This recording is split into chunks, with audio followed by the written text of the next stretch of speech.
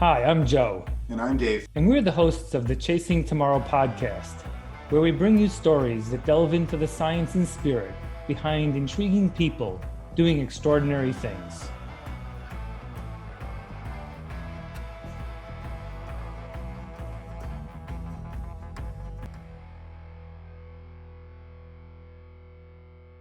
Welcome to the Chasing Tomorrow podcast, episode 14. This week, we bring on a very good friend of mine, Anna Carlson. I came upon Anna midday in Tennessee. I was running Big's Backyard last year, and I was running and looking up ahead, and there was this woman who was prancing around the Tennessee backwoods like a monkey. And in fact, that's how I referred to her in my podcast or in my blog thereafter. She was running almost perfectly on the course, and I was thinking, oh my goodness, who is this person and how is this person swinging off the trees and picking every single rock to jump off of? And she was nearly a perfect runner, perfect stride, and she looked comfortable and giggling the whole time. I had to run with her. We ended up running quite a bit together, and since we've become really good friends. Anna Carlson lives in northern Sweden. And really runs in the Arctic. Anybody who doesn't follow her on Instagram, you need to follow her on Instagram and Facebook because her posts are spectacular. Makes you want to run in more beautiful places. Anna doesn't lose a lot. She's only raced for about 3 years now, ultra marathons, and has really won almost everything.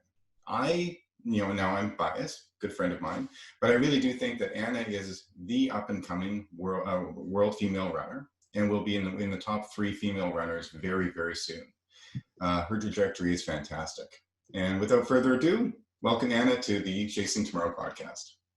Thanks a lot, Dave. I feel a little bit embarrassed right now after your very nice words. Well, of course you do, because you also could be the most humble person that I've ever met, which also is very Swedish of you. And so tell me first, Anna, where do you live? You live in northern Sweden. Tell me more about where you live. Yeah, I live in a small village called Abisko, so we are just about 135 people living here all year round. So it's basically as far north in Sweden you can get. So and surrounded by mountains, so it's a great place to live. Wow. Well, 135 people. That's quite interesting.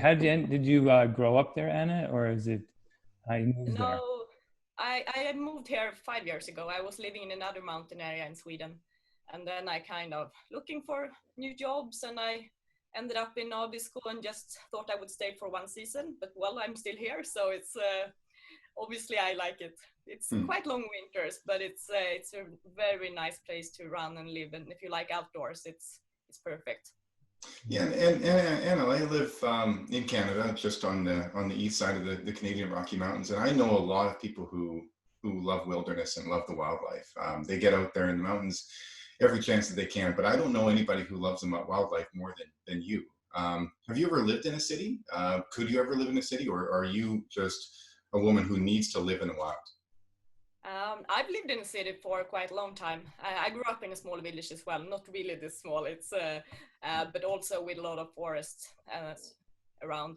But then I was living and studying in cities for like 10 years or something before I realized that this is not me and I want to do something else. So now I think I would never be able to live in a city again. Definitely not. So I like cities for like a couple of days. So on your journey, figuring out certainly whether you wanted to live in the country, the city, or the wilderness, was athletics always part of your life, or did you just sort of find it as you went through? Athletics, kind of like, I always liked sports. I was playing soccer for quite a lot of years. But basically, I haven't been running for that long. I've been running ultras for like 3 years, and I didn't like running until I started to run like in the mountains either. So I still don't see myself like as really a sporty person or as a runner. I just like to move around like on the mountain and to see new places and so on. So it's more like actually about discovering and playing around and actually like exercising and and running itself. Yeah, I don't like running on the road. roads. I think it's super boring. Well, yeah, and that's what we found out at Biggs as well too Yeah. last year. I think you end up dropping because you were bored. But let's go back. We'll jump into that later. But Anna, when I was watching you at Biggs, and just your technical skill on the course, you look like a real athlete. A lot of runners don't look like athletes, and we can just kind of gut it out. But you look like a real athlete. So tell me more about your childhood, different sports, different activities. Were you hiking a lot with your family? Were you a competitive soccer player? Tell me more about your upbringing. Yeah, I was quite competitive soccer player, and I have been training like maybe 7 to 10 times a week since I was basically 13 years old. So it's always been a big part of my life, and I always liked on the summer vacations you played soccer outdoors and you went biking to go for a swim, and so I've always liked to do things. But then when I got older, I quit soccer, and then I just basically went more to the gym, and I was running like a little bit just to like keep fit and more of that. So not really doing anything. I didn't have any passion for like going to the gym or for running at that time. I was just more doing it because it was a way to keep in shape, and it's to keep quite healthy. And So that it's makes just, pardon? Well, sorry, and that makes sense, Anna, because when watching you run and your technical agility, lateral agility and whatnot, you put your whole body into, and you do it effortlessly with your technical skill with running. So that makes sense that your soccer player turned into a trail runner. That's really quite cool. And so as well too on social media, I love watching your strength training and your core workouts because they make people like me and sorry Joe, not to put you, it makes us look pretty normal and average. So how often are you doing those strength training workouts, because it's pretty crazy what you're doing? I wish I could say I do it every day, but I don't. Sometimes I just do it like once every second week, but that's when I get lazy. But usually, like I try to do it like at least like 3 times a week or something like that. If I have more time and I'm not working that much, I try to do it every day. Not for a long time, but like for 15-20 minutes or something, just basically to get the right muscle to work and because it's a nice routine as well, and I like it. I like to feel strong too, and I think it's important not just for the running, because I want to be able to go outdoors and like hiking even when I'm old. So I think it's really important to stay quite strong. So you played soccer growing up. What was you run a little bit. This is probably pretty typical of many of us. But then the jump to ultra running usually goes through something like, well, I ran a marathon, that was good, but I wanted to go farther. And so I did a 50K, and then I tried. It seems like you jumped right into it. Is that true? Almost. I actually started to run a little bit 10 years ago because I got this idea about running a marathon, and I wanted to do it like once in a lifetime. So I signed up for a marathon, and I was doing more like running training for half a year. And then I ran the marathon, and it actually went quite good. So then I decided, oh, maybe this is something I can become good at. But then, of course, I was overdoing it. So I ended up not being able to run for quite a lot of years. Mm-hmm. So it was basically when I moved from the cities to the mountain, I started to do a lot more hiking. And I also started to work in a mountain station, and that was 16 kilometers from the nearest road. So basically you had to either hike there, ski there, or you had to run there. And wow. Running goes faster. So I was kind of hiking and running, and I was also after work going to other mountain stations, maybe like 20 kilometers, and watched the movie, and then I went back in the night. So it's kind of ended up like not really running training. It was a way to transport myself, and it was like running and hiking, basically somewhere in between. So, Um, so, so let's go into that a little bit more because, like, okay, so you got a job and you needed to commute. You know, I commute to my work by going out and starting my car and driving. And when I park there, it's, you know, I typically have to walk about, you know, 250 to 350 meters to get, you know, to the, you know, the base of the you know, the, the building I need to enter.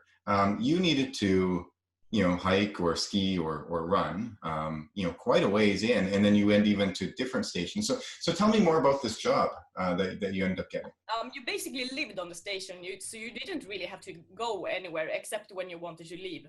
And it was quite small station, so we were just 10 people working there, 10 to 12, and we were all living together. And I'm not that of a social person, so I need quite a lot of own space. So basically, to get my own space, I went out on the mountain, and I'm not really good at just sitting around on the stone and watch. So it was just, I wanted to see different places and explore. So running became a natural thing to do because it's you get to see more if you run than if you hike. And what were the purpose of these mountain stations? Was it to look out for forest fires? Was it to No, monitor wildlife? it's for tourists. So it's Oh, basically okay. hikers or like people that go skiing in the winter, and they go on the mountain just well as myself to see beautiful places, and they need somewhere to sleep and eat, and yeah. So it was basically like a small hotel, but very basic ones. And, you know, for many of our listeners who live probably, you know, further south than you do, I don't think they probably understand how far north Sweden is or how far north the north of Sweden is and how the seasons are really different from the available light that you have. You know, summertime, really long days, and winter, well, the day is the same. Let's say less light and more light. So what's a day like in the summer? It's probably pretty nice to get out, but in the winter, you know, it's dark most of the day. Yeah. Yeah, I mean, in the summer you have 24 hours of sunlight. We have the midnight sun. So basically you can go for a run uh, no matter time, and you don't need to bring a headlamp. But in winter, of course, like it's more difficult. We have like 3 hours of daylight as no sunlight in the darkest period of time. But it's like, I mean, since you run in the snow and you have the stars and you often have the northern lights above you, I don't think it doesn't feel really that dark. It's just that you miss the sun for some time. And I kind of like to run in the darkness too, because it feels like you are just totally alone, and there are no other people outside at that time. And it's especially like when it's super cold, and I run with my dog, and he loves the snow, and I mean, it's not really running sometimes because I run on the snowmobile tracks. So it's, I mean, sometimes it can be like 30 centimeters of snow on them, and then it's more slow, very slow jogging. So it's more basically just to try to keep in shape in the wintertime. Yeah, and I think a lot of runners as well too, you know, are really motivated by, you know, their Strava posts and their paces and on and so forth. But it seems like you, Anna, you just want to get out there for the adventure and the views and the smells and the curiosity of nature, and to be around nature. Would you say that that's true? Yeah, definitely. I mean, sometimes I like the running itself as well, but I mean, sometimes you have heavy legs and it's boring, it doesn't work as you want to, but I always feel good to be surrounded by the mountains and the nature. So yeah, even if I run bad, it always feels good. But whereas if I run on the treadmill or on the road, it's for me it's a lot heavier. So I get some more energy from the surroundings. So you've now, you know, you find that you love running just for this being outside, but then how do you find your way into racing? Because there's lots of us who could just sort of, just go run on a trail or, anywhere and enjoy that. But you've actually turned it into, a bit of a racing career here. And now there's a bit of notoriety that's coming with that, with the races you're doing and the success that you're having. How did you choose to actually go race? And then, tell us a little bit about the first few races you took on. The first races, I never thought of it as a race. I kind of ran, actually, my first ultra was 107K long race over the mountains here. So I was basically running back home over the mountain. And for me, it was just to see if I could run that far. And I kind of thought that ultra running was more about running slow, eating chocolate, sitting on a stone and resting for some time. So I almost brought coffee on the first, like in a thermos. I thought it was more like a picnic. But then yeah, I know. Oh my God. That's good. So during the race, I kind of discovered that, I was a little bit surprised because I run in this kind of environment like every day. So I was a bit surprised the first time when people started to walk in the uphills, and I was like, is this how it works in ultra running? So I did that, but then I realized that I don't think I want to run really this slow. So I took another pace, and I kind of was just running, and then I realized that I'm actually the first woman, and I'm not so far. I think I'm the third overall, and then I realized I have a little bit of a competitive side as well. Yeah. So it's and then also I think the first race was like, this is really fun. Like running ultras is a lot different from running like 10Ks, and just like compete, because it was for me just more of an adventure. And I think it's just like actually the past year I felt like I've actually been competing and racing, and been thinking a little bit more about what races I choose and what I do. Yeah, and how does that feel? How does that feel to kind of transition from more of the journeyman, hey, I'm gonna pack coffee and chocolate and get from point A to point B, because that's a lot of, and there's nothing wrong with that. I know a lot of runners who never want to compete ever a day in their life, but they just want to go out and run these beautiful courses and be around these beautiful people. To transition to, oh, I'm winning these races. I think I can win, bigger races. And I in fact want to compete. How's that feel? How do you find that transition is coming? It's actually a little bit, sometimes I think it's a little bit hard, because I get really nervous before races. So it's then I always feel, why do I do this, and so on. But then when I'm on the races, usually I think it's so fun. I think you get to see nice courses, new courses, and you, especially in like the past year when I've been doing a few races international, and you meet nice runners, and it's kind of become like a lifestyle. And so I think of course it's about the competition, and it's fun to win, but it's not like the most important, and it's not really this thing about competing against others. It's more like, I want to see how strong I can be, and how far I can run, and how fast I can do a course. And I think in the end, the most important part of my running will always be like just to be outside and explore on the mountain. And I don't want to lose that, and I don't think I will do that either. Well, I think that's that's a good point, Anna. And to go back to maybe our experience when we first met, we were running bigs, and it was me, you, and Torbjörg who were running, and we ran quite a bit together.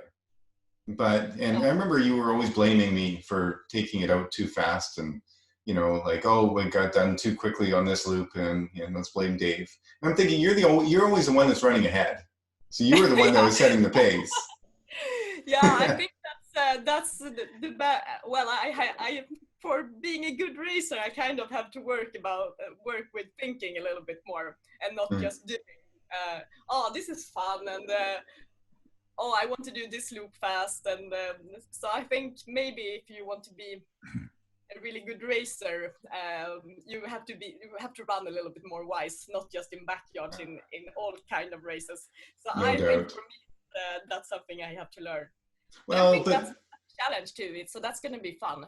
oh, absolutely. Yeah, but I think what I was trying to get at was that, me, you, and Torbjörk, we ended up having these incredible conversations about life and love and racing. And I don't know if people probably are listening to this and thinking, you guys have the energy to talk. Well, yeah, you're running so slow that you can have full-on conversations. And I made an incredible friend in you and Torbjörk that day, and or those couple days.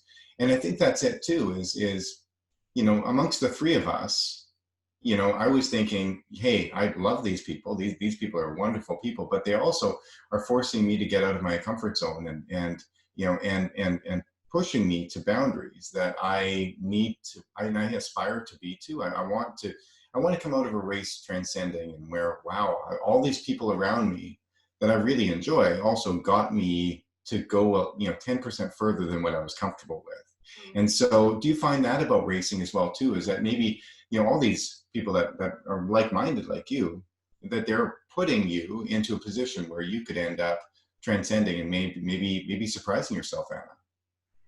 Definitely, and I think that's also a reason for running races, and because it takes you, as you say, it takes you out of your comfort zone, and I think that's kind of important, not just for ultra running. I think it's important for everything in life. So I think ultra running is, in that sense, very it teaches you like in other areas too. So definitely I think racing is and meeting people like you is putting me out from my comfort zone, and it's a big reason why I like to go to races. Yeah, and so you're now living in this town of, you said 135 people, and you could be off the grid and no one would know you're a good runner, and you could even be successful locally. But you've now sort of erupted onto the national stage. I mean, very few people can get into Big's backyard. It's a very selective group of people. Even if you're a good runner, you may never get in.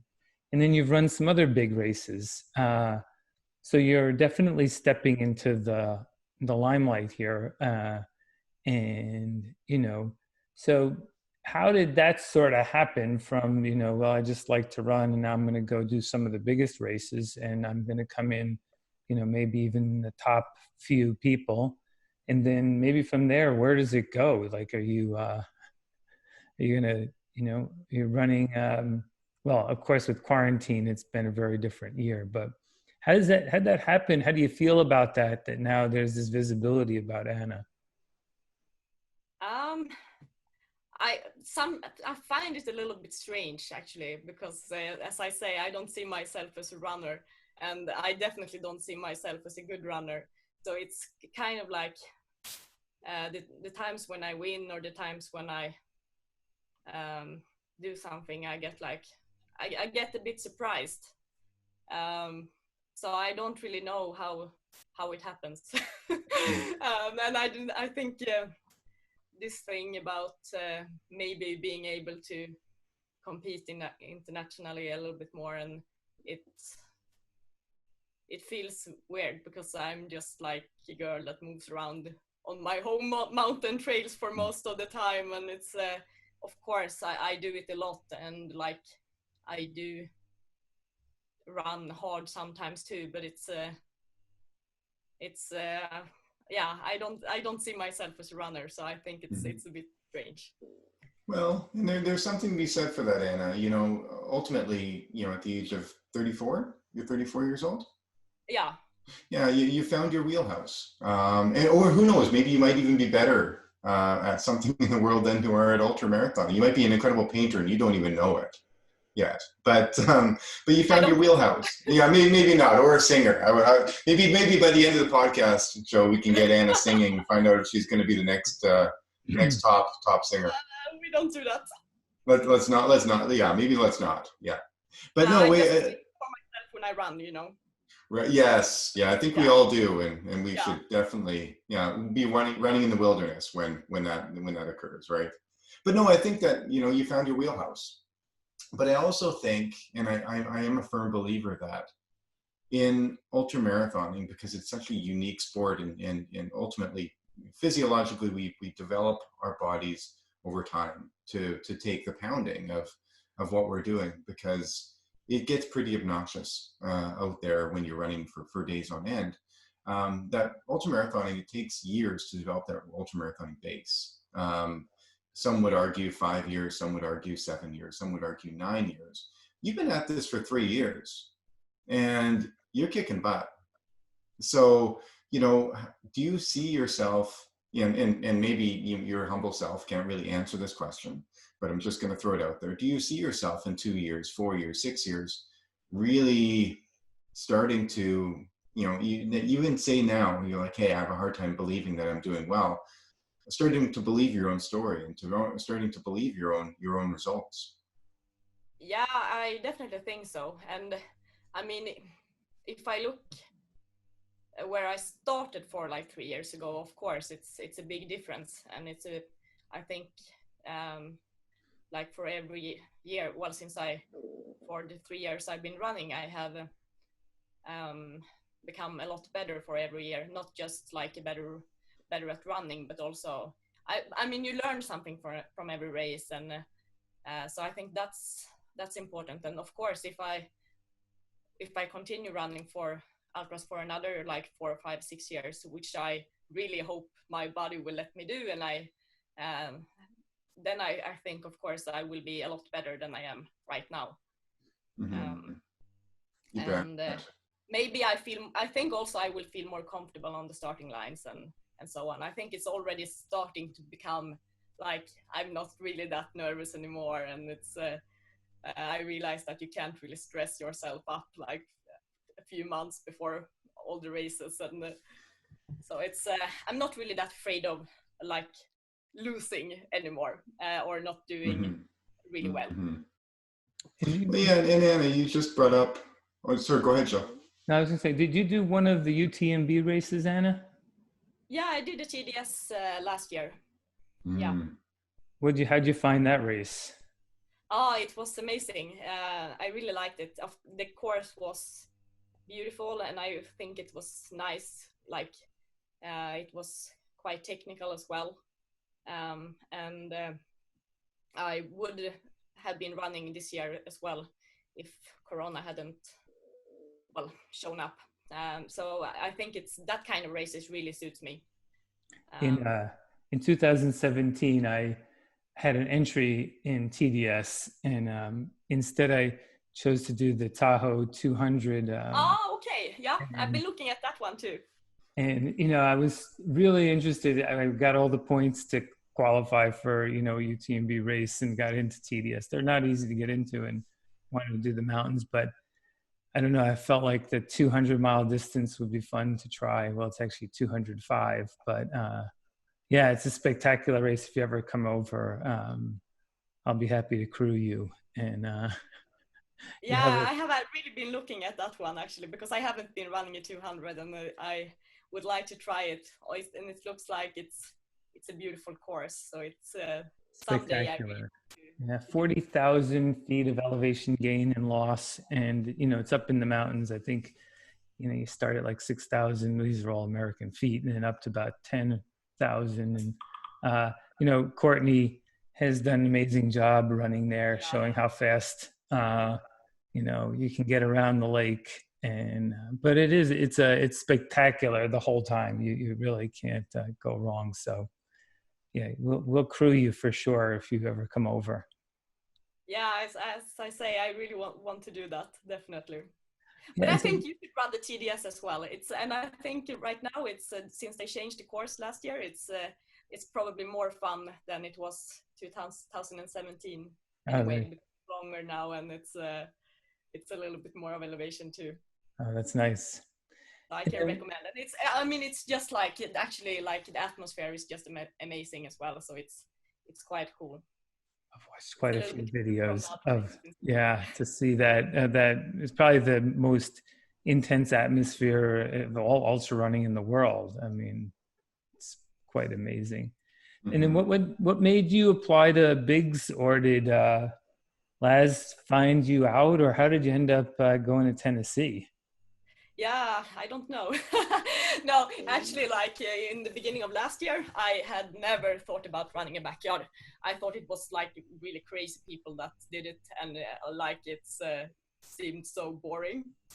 And then I was spending some time in Slovakia in the Tatra Mountains, and I kind of felt in quite good shape. And I was looking for races on the way back home, but I didn't really find any long ultra race I wanted to run. And then I saw a backyard in Älvdalen, and I also saw that Lass was going to be there.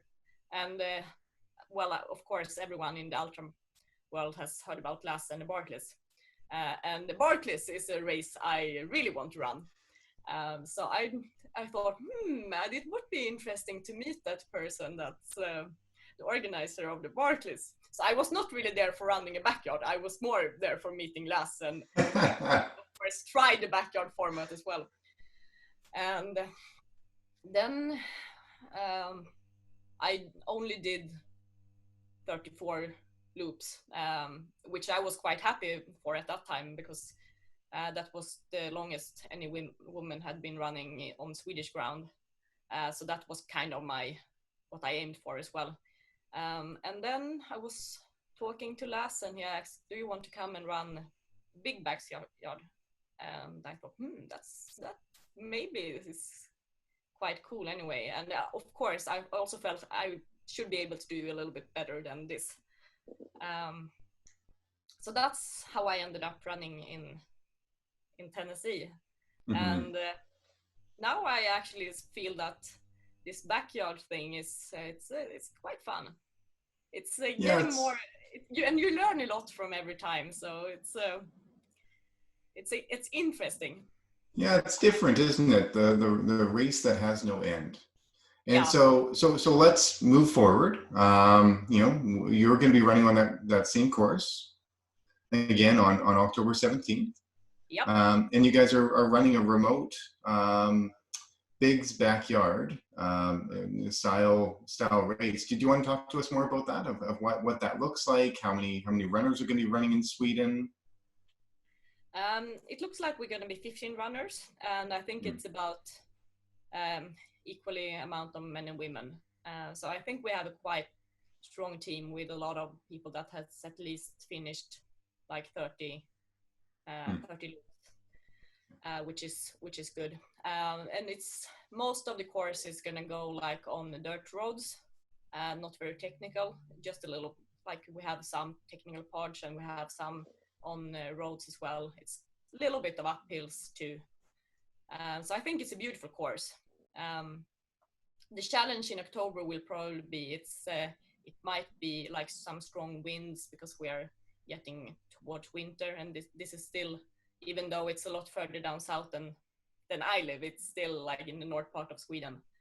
And of course, like it will be dark for quite a long time as well. I think it's going to be dark at about 6 o'clock or something at that point. So but that's the same as Big's backyard basically. So it's going to be fun. Yeah, so I think it's basically going to be like, I haven't met everyone, but it feels like we're going to be a group of good friends running and trying to push each other as far as possible, since it's basically, it's kind of more of a team race, I think, because it really requires, for you to continue, it requires that your teammates are willing to play as well. Yeah. So I think that's interesting. Yeah, and so to give a little bit of background. Oh yeah, absolutely. Yeah, so giving a little bit of background, what Anna and I are talking about is Laz gave me a call, a couple months ago, or about a month and a half ago, and he said, Dave, the way that Big's backyard has been run in the last many years is not going to happen this year because of COVID-19. And he said, but I do want to still have Big's, but it's going to be in a very small way. We're going to have 15 runners or so coming to Big's backyard in Tennessee, but they're only going to be the best American 15 runners. And he said, what I want you to do up in Canada is I want you to develop a satellite race where you invite the top 15 Canadian backyard racers and compete with us in real time. We're going to broadcast it. So we're going to be doing the broadcast up in Canada. So, in Sweden, the feed is going to come to Canada, and we're going to be broadcasting that and telling a story alongside of that. But he said, what I want is I want 20 to 30 satellite races all over the world from all these countries that do well with backyard. And to be honest with you, the United States and Sweden are the top two countries in the world when it comes to backyard racing.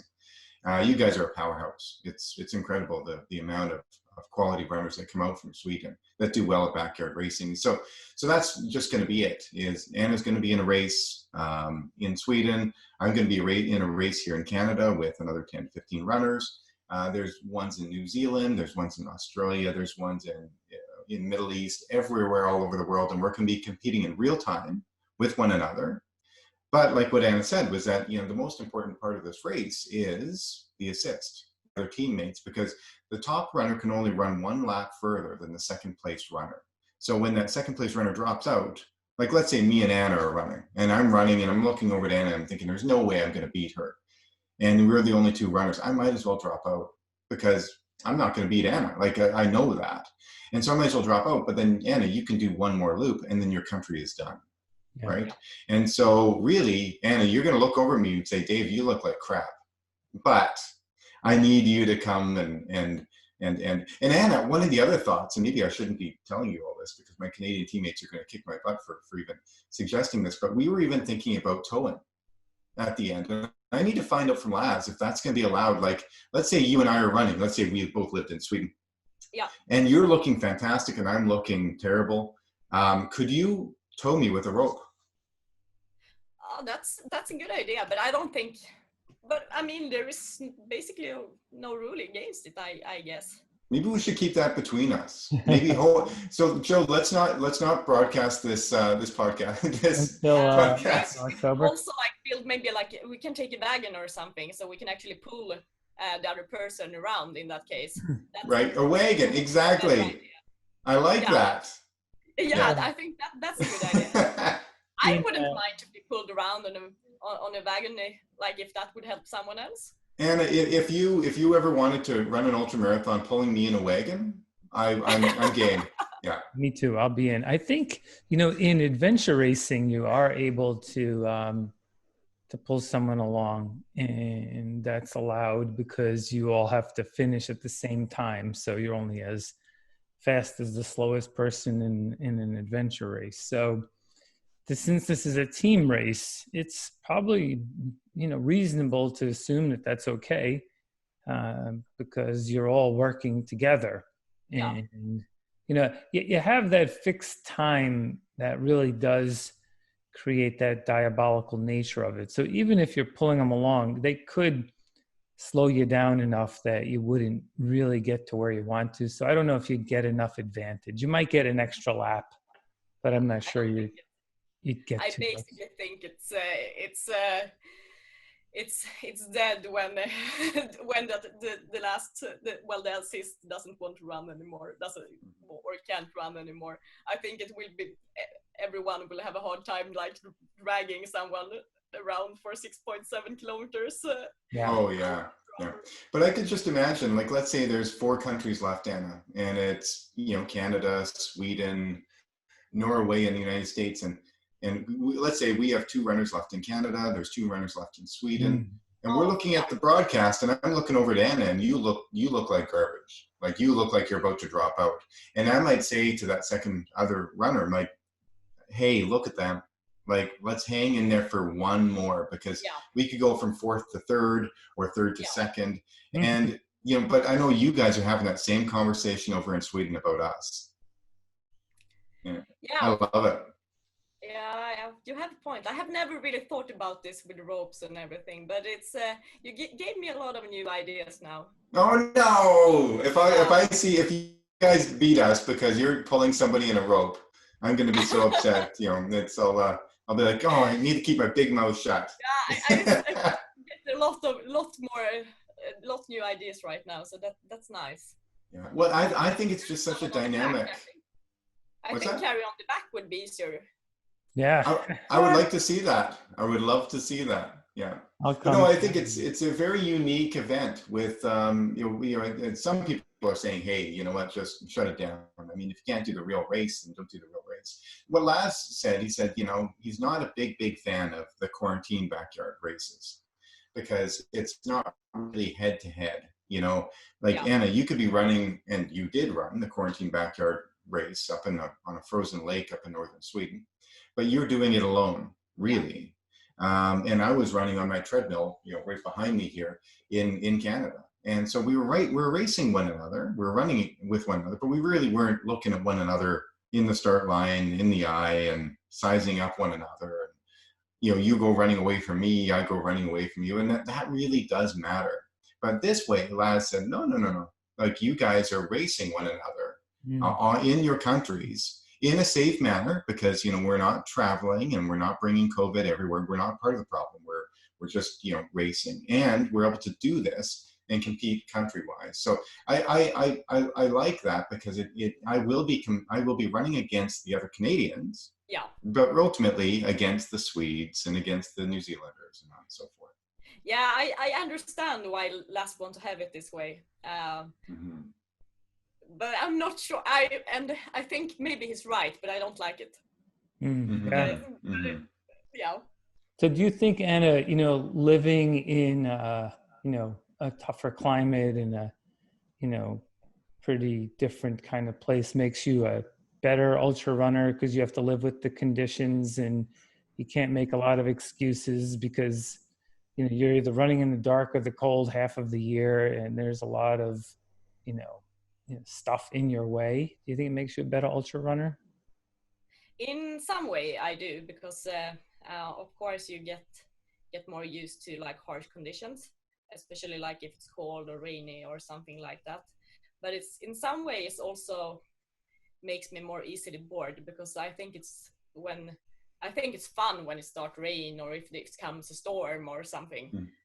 And I would really like to that in a race as well. I think it's super boring when everything is just like smooth and it goes like according to plan and everything. So I think it's also makes me a little bit more impatient. If you count on like, but if you look just at training wise, I think it also makes me stronger, because sometimes, well, I often go on long runs and I want to like see new places, and then I end up being really tired. But then I realize, well, I still have another 30 or 40 Ks back home, and there is no one that's going to come here and pick me up, and I have no connection on my phone or anything like that. So I kind of just have to make it back. So I think, of course, that's good. It trains you, and you have no you can't quit. So that's perfectly fine. That's very good. But it's sometimes you get very tired. But being tired is part of the human experience, isn't it? Yeah. You know, and I think that, you know, we live in a space of comfort in this world. You know, me, you, and Joe go to the grocery store, and there's 20,000 food items you didn't need to hunt, gather, grow, prepare, and yet here we are, you know, redefining what's hard and painful and suffering and, you know, challenging. You know, so I guess, you know, Anna, what you're saying is that, you know, by living where you live and by having, you know, the extreme weather conditions that you have, you know, they just become your normal. And by going and doing things like, and whenever I talk about running, I never really talk about pain and suffering and agony. I think of it as being like, hey, this is the best part of my day. And being tired is a good feeling. It's the greatest feeling. It's not like, oh, I'm so tired, I'm going to kill myself here. No, this is a part of it, and this is the enjoyable piece. Is that kind of how you feel about being out in nature and being exhausted? You feel alive? Yeah, definitely. And I think that's why I run too, because I mean, you never feel more alive than when you're out on the mountain and you're actually like really tired, but you feel like your body just keeps going, and it's you have the wind in your hair, and you see the reindeers, and you hear the birds and everything. So I think it's definitely it's kind of wakes you up in a sense, because usually like in daily life you don't have to think so much, and you can just like go from A to B and do your routines. But I think you start to feel more when you run. Yeah, so I know I'm not the only one who is listening to this podcast right now, and really taken by you, Anna, because your curiosity and joy are pretty cool. Like, you know, you go out and do these things that 99.9% of the population just would dream of doing, but you talk about it in such a curious, fun, joyful manner. It's really quite contagious. You know, so, you know, within 3 years, Anna, you've come a hell of a long way. With the Chasing Tomorrow podcast, we always, you know, conclude our interviews by asking our guests, and I'm super curious about what you're gonna bring to the table here. But, you know, what's tomorrow for Anna Carlson? I mean, you know, what are you doing? What does tomorrow look like for you next year, the next decade? I think the biggest problem, I would say, is that I want to try everything, and I want to do everything, and it's so I really don't know, but I think definitely I'm running like long.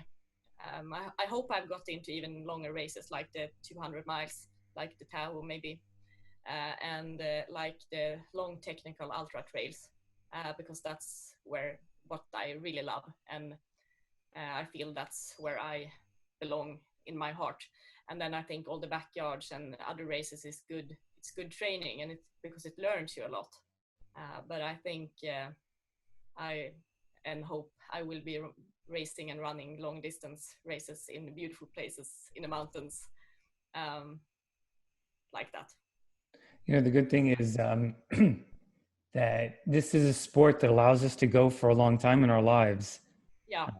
And, you know, because we can both just get out and be out, but, you know, actually, I think we get stronger as we go along. And a lot of ultra running is in the mind as much as it is in the body. And I think we learn, you know, even silly things like how not to get blisters, which can make us do better, you know, so just even that part of it. But and then I think we're such a new sport that we haven't probably even completely, you know, seen all, you know, that could happen. So I think your goals are going to be met. Is there any race particularly that you would, if you had a choice, that you could be in? Yeah, I really want to run the Tahoe actually. Okay. Because I want to do a 200 miler, and I think the longer distance is something that will suit me. I think definitely I'm strong enough to do it, but right now I kind of need a little bit more experience, I think, to be good at running 200 miles, because I haven't really done that long races. So I think it's as you say, it's a lot about the mental things, but it's also one long race in the French Alps. It's I can't pronounce it. Tour de Gaians. It's I think it's 230 kilometers, and it's really a lot of elevation as well. So I think that's kind of my two dream races. And of course the Barclays as well. Yes. Well, we very much appreciate it. I wish you the best of luck in October when Sweden takes on Canada, and we do have probably an American team that'll do pretty well too. We'll see who we recruit for the U.S. team, and yeah, we appreciate you getting on. Excuse me. I think your team is decent. I would say, yeah. Cheering along. I'll be watching. And Anna, thanks for getting on. Really appreciate you spending some time with us, and we're going to track your career and cheer you on. And you got two big fans with me and Dave, so thanks very much. Thanks for bringing me and for a nice chat. All right, take care. Thank you, Anna.